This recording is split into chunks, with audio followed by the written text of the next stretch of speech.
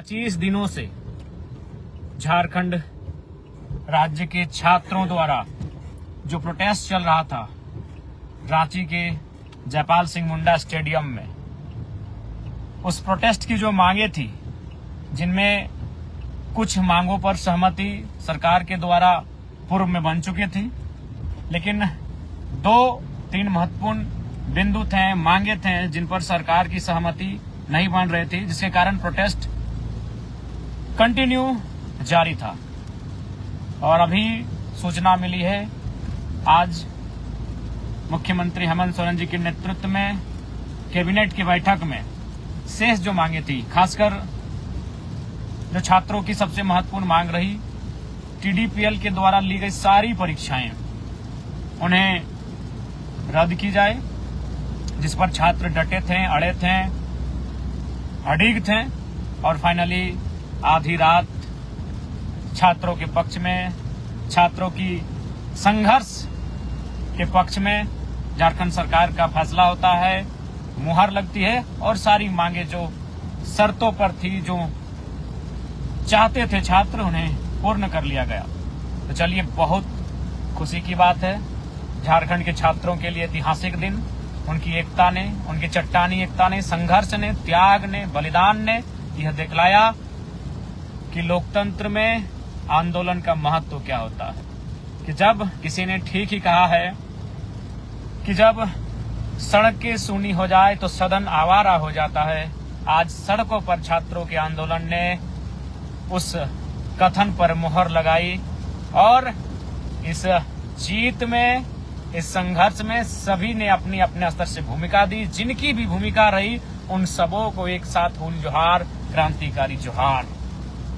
जैसा कि आप सभी जानते हैं, जैसे ही ये मामला प्रकाश में आया था, हमारे साथी, हमारे संघर्ष के साथी देवेंद्र जी, उदय मेहता जी, महेंद्र जी, प्रेम नायक जी समेत सभी लोग बापू वाटिका से आंदोलन को आरंभ कर चुके थे। उसी बीच 29 तारीख को जयपाल सिंह मुंडा स्टेडियम से अल्बर्ट एक्का चौक तक एक जोरदार मार्च का कॉल किया गया और उस कॉल में कई हजार की संख्या में छात्र जमा हुए। धीरे धीरे कारवां आगे बढ़ता गया, धीरे धीरे जन सैलाब जुड़ता गया।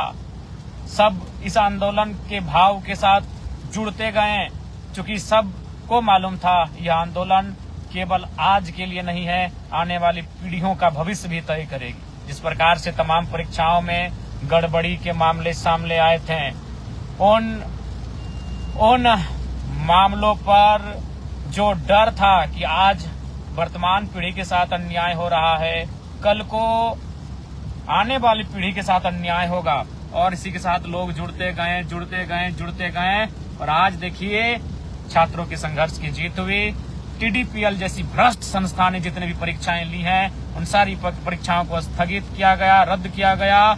हालांकि मुझे कुछ अफसोस उन छात्रों के लिए भी है, मैं उनसे माफी भी मांगूंगा। व्यक्तिगत रूप से मैं उन छात्रोरों से, उन भाइयों से, उन बहनों से मैं माफी चाहूंगा जिन्होंने ईमानदारी पूर्वक परीक्षा को पास किया होगा। निसंदेह मैं मानता हूं 70-80% धांधली हुआ होगा, 70-80% सीटों को बेचा गया होगा, लेकिन 20-30% सीटें कई ऐसे प्रतिभाशाली छात्र छात्राएं होंगे जिन्होंने अपनी मेहनत से निकाला होगा। उनके लिए अफसोस है, शायद वो हमें माफ करे या ना करें, लेकिन मैं अपने स्तर से उनसे मैं माफी चाहूंगा। लेकिन जिन आज इसकी सारी जवाबदेही उन लोगों पर होती है जिन्होंने परीक्षाओं को, सीटों को बेचने का काम किया है। उन्हें इतनी कड़ी सजा हो कि भविष्य में कोई सीटों को ना बेचे।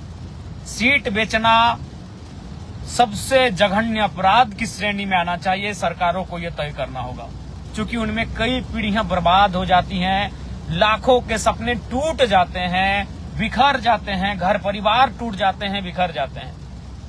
इसलिए और साथ ही साथ पुनः आंदोलन के बारे में आपने देखा, सड़क से लेकर सदन तक अगर कोई मुखर रहा तो हमारे साथी रहे।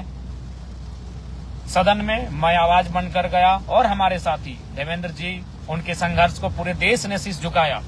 देवेंद्र जी के नेतृत्व में जो हमारे संघर्ष के साथी महेंद्र जी, प्रेम नायक जी, कुश महतो जी और 2 दिन पहले उदय मेहता भी 4 साथियों के साथ भूख हड़ताल पर गए।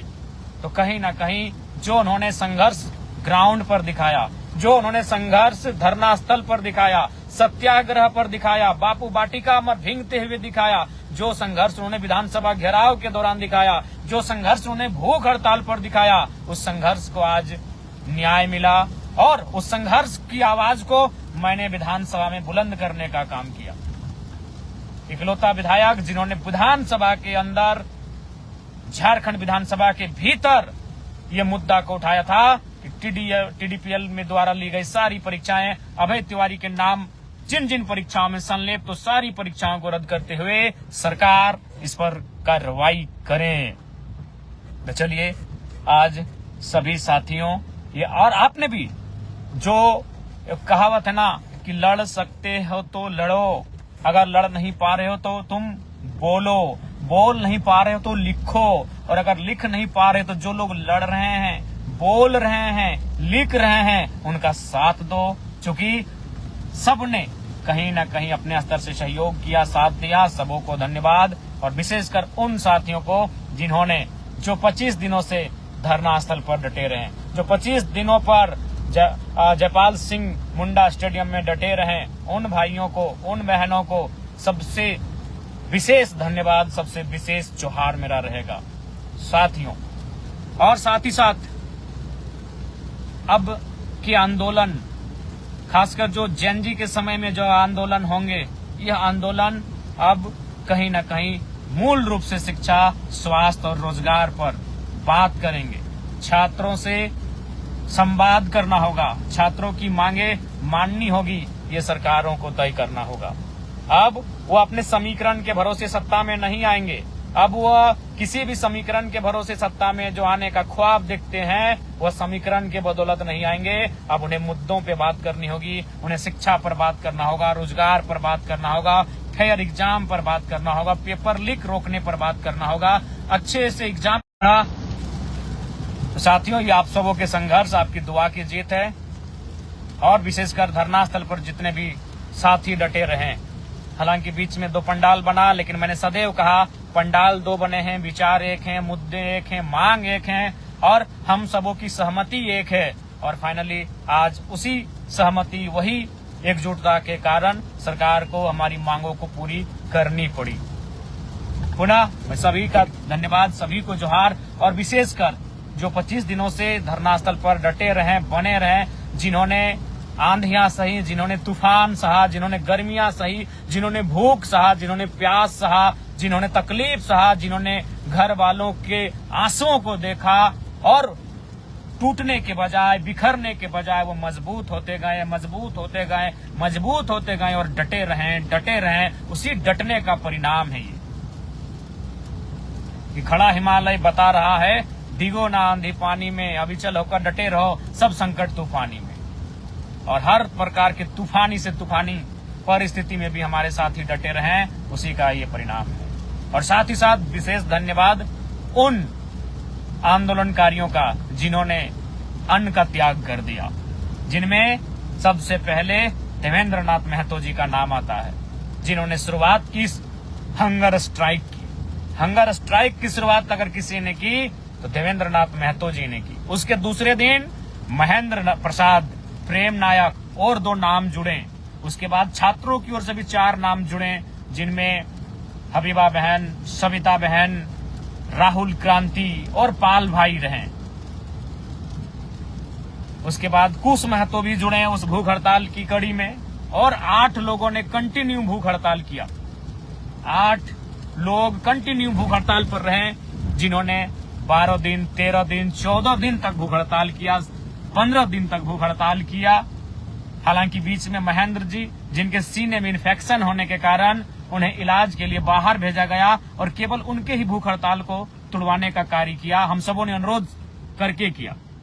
लेकिन बाकी 7 लोग लगातार भूख हड़ताल पर डटे रहे, और साथ ही साथ जन सैलाब उमड़ता गया, जन सैलाब उमड़ता गया। और मैंने पहले कहा युद्ध विराम, युद्ध विराम, युद्ध विराम, ये चलता रहेगा। युद्ध के बाद तनिक विश्राम करना पड़ता है, फिर युद्ध की तैयारी करनी पड़ती है। और वही रहा इस आंदोलन में, वही रहा। सबसे पहले बड़ा आंदोलन कब हुआ? 29 तारीख को हुआ। 29 तारीख को जो जयपाल सिंह मुंडा स्टेडियम से अल्बर्ट एक्का चौक तक जो छात्रों का पद यात्रा था वो ऐतिहासिक था। फिर हम लोग 200, 250, 500 की संख्या में मैदान में डटे रहे। फिर दिन में लोग आते थे, शाम तक रहते थे, कुछ लोग दिन में चले जाते थे, फिर आते थे, जाते थे। आंदोलन कंटिन्यू चलता गया। फिर बड़ा कॉल कब हुआ? 10 तारीख को विधानसभा घेराव की। विधानसभा घेराव जो लगभग 25-30 हजार की संख्या में छात्रों ने विधानसभा आवास को घेरा। फिर 10 तारीख के बाद से कुछ विराम की स्थिति हुई, कुछ संख्या बल में गिरावट हुई, लेकिन मैंने स्पष्ट कहा है युद्ध विराम युद्ध ये चलता रहेगा। और फिर जो 15 तारीख यानी 10 तारीख के बाद 15 तारीख को जो एक मूवमेंट हुआ, तिरंगा मार्च, देश की आजादी के दिन। हालांकि उस दिन भाई देवेंद्र और बहन हबीबा के साथ कहीं न कहीं अस्पताल में दुर्व्यवहार किया गया, विशेषकर देवेंद्र दा के साथ। उन्हें बहुत ही गलत तरीके के साथ प्रशासन ने रोकने का कार्य किया। लेकिन उस दिन जो प्रोटेस्ट हुआ तिरंगा यात्रा के माध्यम से 15 तारीख को, वह तीसरा महत्वपूर्ण प्रोटेस्ट रहा। और संभवतः अगर सरकार बातों को नहीं मानती, प्रोटेस्ट तो यूं रोज होते थे, कभी कैंडल मार्च, कभी मशाल जुलूस, तो कभी गुरु जी की पुण्यतिथि पर मार्च, तो कभी शहीद निर्मल महतो की शहादत दिवस पर मार्च। लेकिन उनमें से कुछ कार्यक्रम ऐसे हुए जो पूरी ऊर्जा के साथ और बाकी उस युद्ध की रणनीति के साथ लड़े गए कि युद्ध विराम युद्ध विराम युद्ध। और फाइनली जो कॉल था 20 तारीख को मुख्यमंत्री आवास घेराव का, यह कार्यक्रम भी ऐतिहासिक होने वाला था। सभी छात्र तैयार थे, सभी अभिभावक तैयार थे कि इस बार जो रांची राजधानी में मुख्यमंत्री आवास का घेराव किया जाएगा, यह कार्यक्रम, यह घेराव भी ऐतिहासिक रहेगा, विधानसभा घेराव के तर्ज पर ऐतिहासिक रहेगा। तो कहीं ना कहीं सभी साथियों ने जो एकजुटता का परिचय दिया, आज उसी का परिणाम है कि छात्रों का आंदोलन, झारखंड में आंदोलनरत छात्र छात्राओं का आंदोलन सफल रहा। सरकार को मांगे माननी पड़ी। और यही है क्रांतिकारियों की सोच, आचरण और व्यवहार। यही है कि एक क्रांति का अगर परिणाम आता है तो दूसरी क्रांति के लिए हमें तैयार रहना पड़ता है। अभी इस राज्य में, इस देश में कई क्रांतियां करनी है, कई उलगुलान करने हैं, कई आंदोलन करने हैं, जिससे कि आम शोषित, वंचित, पीड़ित लोगों को न्याय मिल सके। देश की, राज्य की शैक्षणिक, स्वास्थ्य, तमाम व्यवस्थाओं को सुधार किया जा सके। इसके लिए पूरे देश को आगे आने वाले समयों में सत्ता से आंख मिलाकर कई प्रकार के आंदोलन करने होंगे, कई प्रकार के उलगुलान करने पर होंगे, कई प्रकार की क्रांतियों में सहभागिता देनी होगी। पुनः सभी साथियों को जोहार, होल जोहार। और स्पष्ट कहना चाहेंगे, झारखंड राज्य की सबसे छोटी पार्टी है, एकमात्र विधायक वाली पार्टी है, लेकिन हम लोग सदैव छात्रों के हित में, छात्रों के संघर्ष में, छात्रों के त्याग में फ्रंट पर आकर खड़े रहेंगे। चाहे सड़क हो या सदन हो, भूख हड़ताल हो या अनशन हो, धरना हो या सत्याग्रह हो, जेल जाना हो या लाठियों का सामना करना हो, फ्रंट पर लड़ने को हम सब तैयार हैं। हमारा ये वीडियो अच्छा लगा तो इसे लाइक करें, शेयर करें और हाँ, सब्सक्राइब करना ना भूलें।